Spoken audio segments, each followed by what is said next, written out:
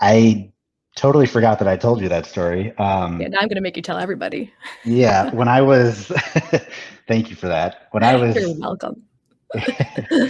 When I was interviewing for Invest Michigan, I took a day off work and drove to stay with my in-laws who live up in Fenton. And I had a meeting the next morning in downtown Detroit, which was about an hour from where they live.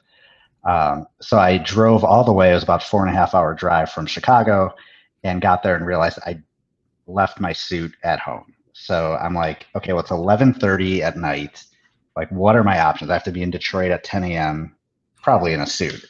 So I'm like, well, I could either get up really early, go somewhere and try on a suit and buy one and chance the fact that it fits perfectly, or I can drive back and go get my suit. And so I chose that route because I'm like, well, I know that suit fits me. So I just turned around at 11:30 at night after a long day at work and driving 4.5 hours and drove back. Got back to Chicago at like 4 in the morning.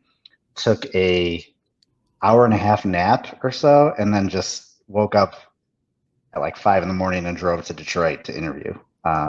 So yeah, It's that was dedication right there. yeah, and then interviewed all day. So there was a Jeez. lot of coffee, and yeah, that's that story. Tell him what your boss said when you finally told him years later. Oh, he's like, why didn't you tell me this in the interview? I would have just given you the job right there. And I was like, Heck well, yeah. either that or you've been like, man, this guy is flaky and scattered, and I don't want to work with him.